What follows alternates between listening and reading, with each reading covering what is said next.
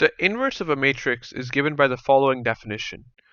If A is the inverse of B, then we say that A times B is equal to B times A, which is equal to the identity matrix of the nth order. So if you have a matrix that's the inverse of a matrix multiplying it by, you should get the identity matrix out of that product. So since A is the inverse of B here, A times B should equal B times A should equal the identity matrix. We can also say that A is equal to B inverse, where all this notation means right here is that A is the inverse of B. B to the raised to the power -1 when we're talking about matrices just means B inverse. So here I've asked for you to show that B is the inverse of A, and I've given you two matrices. So go ahead, pause this video, see if you can show that B is the inverse of A, come back and watch me solve the problem. Also, if you're not familiar with matrix definition, then this probably won't make much sense to you. So go ahead and watch the video that appears in the top right corner of your screen where I go over matrix multiplication. Okay, so let's go ahead and get into the video. So before watching this video, you should know that I plan to make videos covering the entire undergraduate linear algebra curriculum. So make sure that you subscribe to my channel and turn notifications on, and you'll know when I post a new video that will correspond with the concepts you're covering in class. Also, I plan on making review videos that cover these topics at a faster pace. Check my channel if I've released those already, because that will be useful to you if you already know this concept and you don't have to sit around with a more in-depth explanation, and you should get the content across faster. Okay, cool. With that, let's get back into the video. So to show that two matrices are the inverses of each other, all we have to do is take both of their products and show that they equal the identity matrix. So we need to show that A times B is equal to the identity matrix, which is going to be the identity matrix of order 2 here, since these are both square matrices of order 2, and we need to show that B times A is also equal to the identity matrix of order 2. We get this from just simply the definition of the inverse of a matrix. If two matrices that are inverse of each other, you should be able to multiply them either ways and still get the identity matrix. We should do both matrix multiplications because, well, the only way that it's an inverse is if both products equal the identity matrix, and matrix multiplication isn't associative, so it isn't necessarily true that A times B is equal to B times A unless we show it. So let's go ahead and set up the matrix multiplication. All you have to do here is multiply matrix A by matrix B. That's the first way I'm going to do it, A times B. You could start with either ways, it doesn't matter. I'm just going to start like this, minus 1, 2, minus 1, 1. This is going to be my matrix A. I'll have to multiply it by my matrix B, which is 1 minus 2, 1 minus 1. And after I perform this matrix multiplication, I'm going to get the identity matrix. So I'm not actually going to go ahead and take the time to perform the matrix multiplication, because at this point you should already pretty much be comfortable with it. If you're not, I recommend that you watch the video that I linked earlier, but I'm assuming by this point that you're already comfortable with matrix multiplication, so I'm not going to go ahead and take the time to do it. I'll just show you how to set it up, because that's the important part here. So A times B equals the identity matrix, and we also know that the reverse is true, that B times A is also going to equal the identity matrix. So 1 minus 2, 1 minus 1 times A, so minus 1, 2, minus 1, 1 is going to equal, yep, you guessed it, the identity matrix. So that means that A is the inverse of B and B is the inverse of A. So if one matrix is the inverse of the other matrix, that inverse is the inverse of the original matrix, if that makes sense. So also, another thing you should know about inverses of matrices is that they only exist for square matrices. So the only way that you can have a matrix in the inverse is if it's a square matrix. So I'm not going to actually go too far in depth with inverse properties, and I'm going to discuss everything that I just said again in the next video. For now, all I really want you to understand is what the inverse of a matrix is. So this definition right over here, and how you can calculate it, and how you can show that two matrices are the inverses of each other. So we're going to go into how we can calculate it in a second, but just make sure that you understood how we showed that B is the inverse of A. It's not that difficult. In fact, all it really is doing matrix multiplication twice, which we're pretty confident with at this point of the course. Matrix multiplication shouldn't be that difficult for us. Um, but it is important to understand why this shows that B is the inverse of A, and that stems from the definition of the inverse of a matrix right here.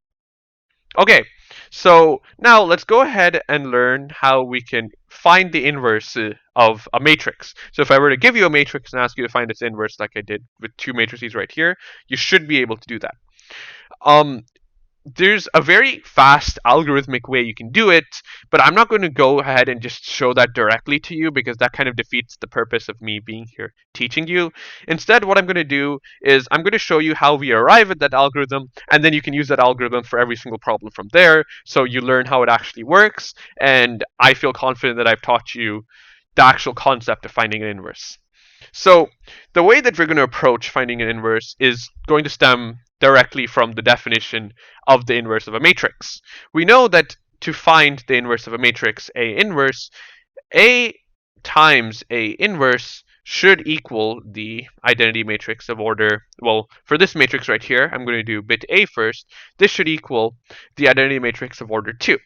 So we know that A inverse also has to be of order 2. It should be a 2 by 2 matrix because that's the only way this matrix multiplication makes sense. So 1, 4, minus 1 times 3 multiplied by some inverse matrix A inverse should equal the identity matrix, which is 1, 0, 0, 1. This is the identity matrix of order 2. So we should be able to find some matrix A inverse that satisfies this matrix multiplication. So let's go ahead and just make a general matrix A inverse with just a bunch of empty entries that we can solve for. So let me just show you what that would look like.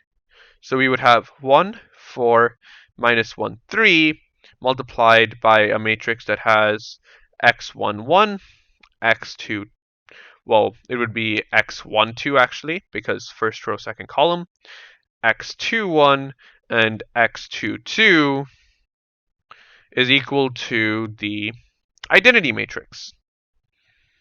So now what we do is similar to how we did this for stuff like solving matrix equations and finding the linear combination. We're going to go ahead, carry out this matrix multiplication, and equate it to the entries in the identity matrix. I'll just show you what I mean by actually carrying out the matrix multiplication. So here we'll get rows multiplied by columns. So we'll get x1, or rather x1, 1.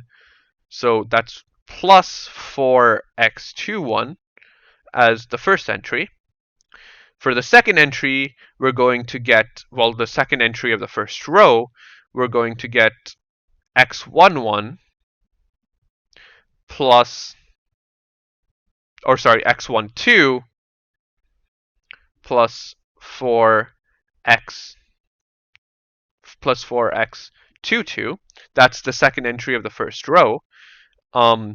So once again, for the third entry, we have to multiply the second row by the first column. So we'll get minus x1, 1 plus 3x2, 1. And finally, for the last entry, we're going to get, so it's going to be the second row multiplied by the second column. So minus x1, 2 plus 3x2, 2.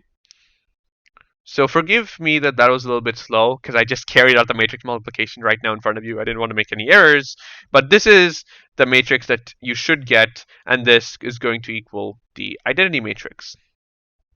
Now that we have the identity matrix and the matrix right here, we can equate entries. So the first entry has to equal 1, this entry has to, the first entry of the first row has to equal 1, the second entry of the first row has to equal 0, and so on for each entry.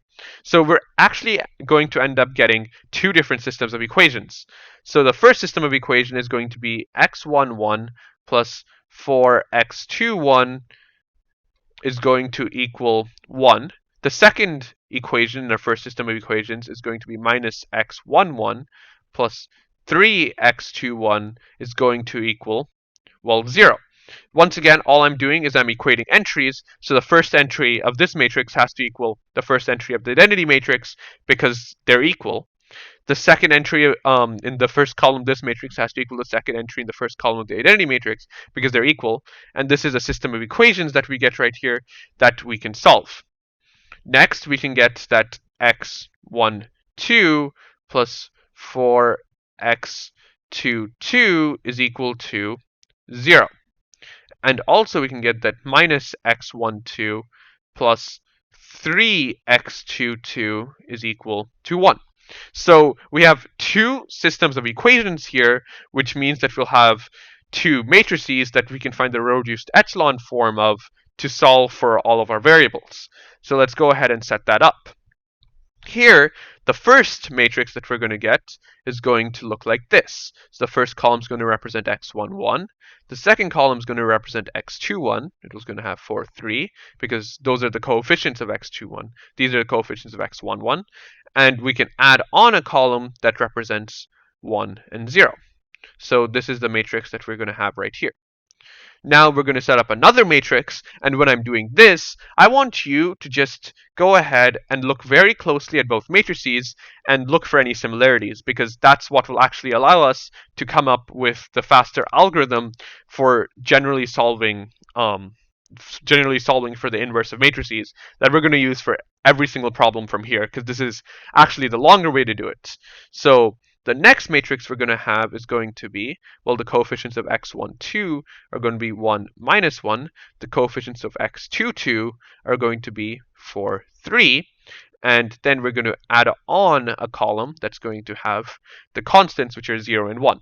So we can find the row-reduced echelon form of both of these matrices to solve for x11, x21, x12, x22, and these make up the entries of our inverse matrix.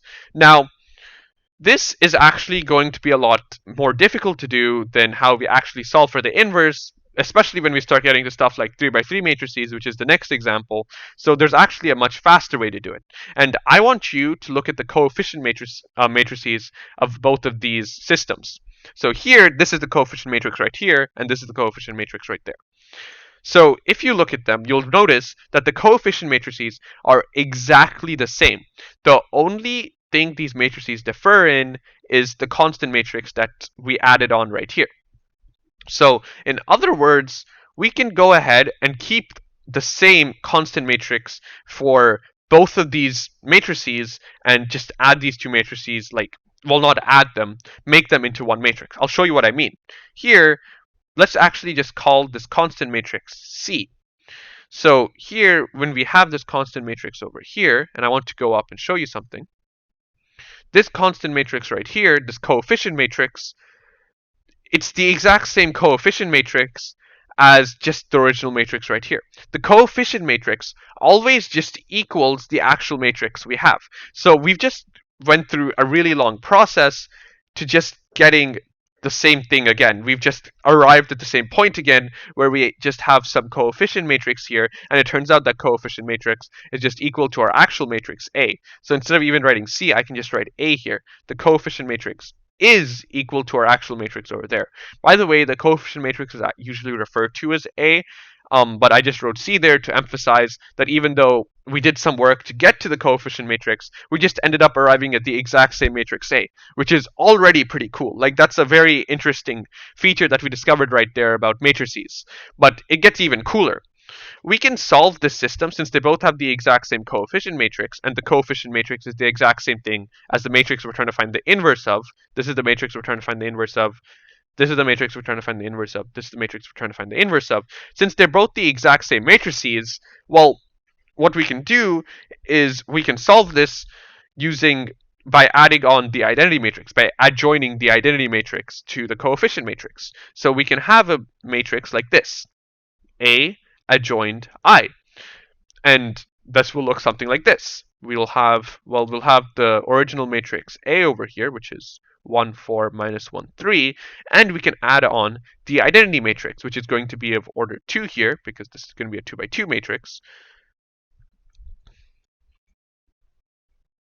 So this is what it's going to look like. We have A adjoined with the 2 by 2 identity matrix, the identity matrix of order 2i. So this is the matrix we can find the row reduced echelon form of to actually solve for our inverse matrix. Now, this might look weird to you, and you might be wondering, why exactly are we doing it like this? So I'd like to make an analogy to something, or not really an analogy, a comparison to something that we've already done.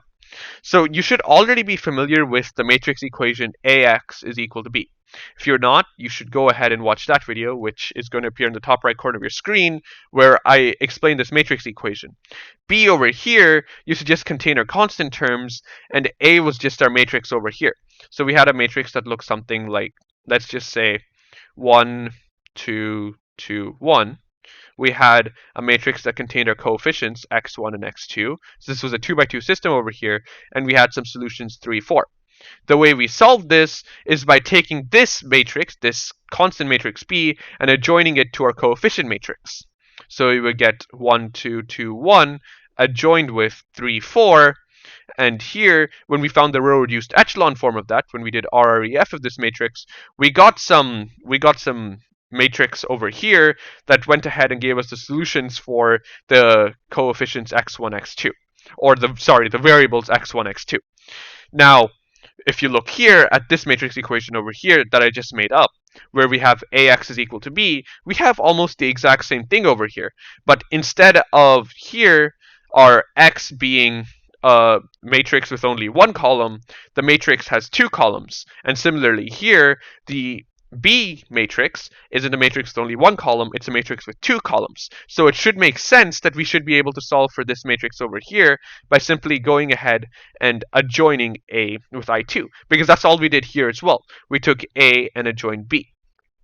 I hope that it makes some intuitive sense why we're doing this. The reason that I took so long to explain this is because this always confused me when I was learning linear algebra for the first time. I always wondered, like, why are we taking an identity matrix, we're taking an entire matrix and adjoining it to another matrix? Like, why is doing this specific algorithm giving us the actual inverse of A? Like, why can we calculate A inverse by finding the row reduced echelon form of this? The reason is, well, if you go ahead, you do the entire expansion, you get two systems of equations, and you add them back, all you end up getting is the same coefficient matrix here. Furthermore, all that they really differ by is the constant matrix. So if we just adjoin another column with two different constants, you end up getting another, well, you end up getting the identity matrix, but at the same time, you get A adjoined with the 2 by 2 identity matrix. And furthermore, and this is where it really made sense to me, this is just a matrix equation AX equal to B with systems of equations that we've already dealt with, except here, B, instead of B being a matrix with only one column, B is a 2 by 2 matrix, and instead of X being a matrix with only one column, X is also a 2 by 2 matrix. So it makes perfect sense that if we find the row reduced echelon form of this, we end up getting the inverse of A, because that's what X is here. X is just equal to the inverse of A. I'm just going to recap one more time. You can skip this if you would like really get it, but if you're still a little bit confused, you can stick around and listen to this. A X is equal to B can be solved by adjoining B to A. We know this already. Here, though, we have the equation A times A inverse is equal to the 2 by 2 identity matrix. A inverse can just be viewed as X over here, and the identity matrix can just be viewed as B over here. So similar to how we can do A adjoined B, we can do A adjoined with the identity matrix.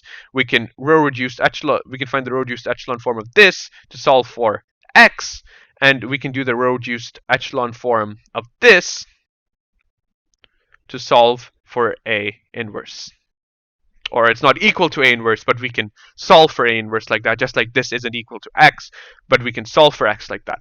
So hopefully I made that clear. I really, really wanted to emphasize that. And yeah, and that's essentially how you do it. The rest of the process is very simple. You probably like don't even need me for it. But I'm still going to show you. So we have to find the reduced echelon form of this. So at this point of the course, you should probably already be confident with finding the reduced echelon form of a matrix. So I'm just going to plug it into my calculator and show you what I get. And I'll show you what you do with your answer, obviously. So the row reduced echelon form of this matrix right here will give you the following. So 1, 0, 0, 1, you'll get two leading ones, and the adjoint matrix over here is going to actually go ahead and be the inverse of A. So this is going to be A inverse over here, and you're going to get the identity matrix over here.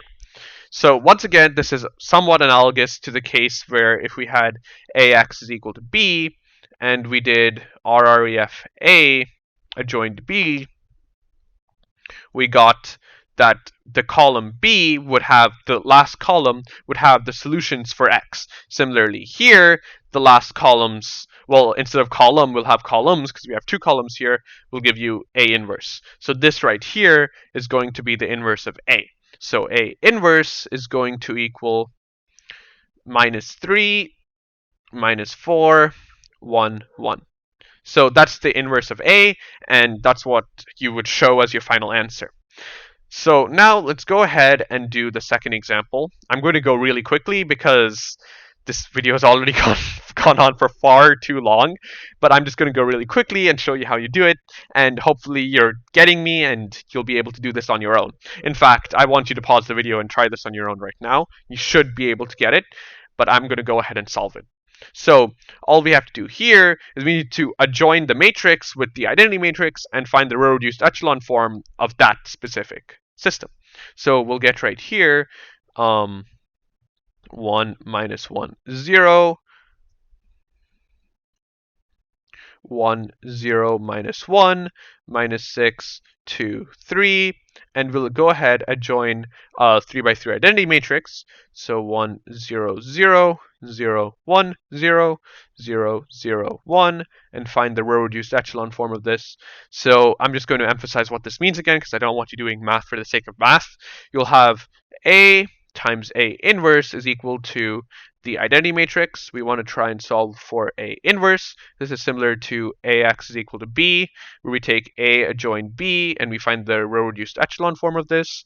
When we do that, the last column, which corresponds to B in the original matrix we're finding the row reduced echelon form of, will give us the values of X. Similarly, the last columns here will give us A inverse. So when you do this, you will get, and let me just check my calculator because I already did this, you will get the following matrix. So 1 0 0 0 1 0 0 0 1, and the column that we're adding on will be our identity matrix, or sorry, our inverse matrix, -2, -3, -1, -3, -3. Sorry if I'm talking really fast. -2, I'll try to slow down, -4, -1, and this right here is going to be equal to our inverse. Let me just call this matrix B. So this right here is B inverse, and our final answer will be that B inverse is equal to -2, -3, -1, -3, -3, -1, -2, -4, -1, and this will be our final answer right here. So I hope that makes sense. I hope I gave you an intuition on how you can calculate inverses. And in the next video, we're going to go over inverse properties. I really enjoyed making this video, so I hope you liked it too. I just wanted to thank you for sticking around until the end of the video. It really does mean a lot to me. If you have any questions, you're welcome to leave a comment, and I'll try and respond as quickly as possible. On screen, you should see a link to a playlist containing every single one of my individual linear algebra videos that I made so far, and the ones that I would have made in the future, so go ahead and check that out. You should also see my last video, so if you're a little bit confused in this one and want to see the previous concept, you can click on that. And finally, you should see a subscribe button, and if you want to be notified for my future videos. and also wanted to tell me that you enjoyed this video, you can do that. Okay, cool. So that's it, and until next time, bye!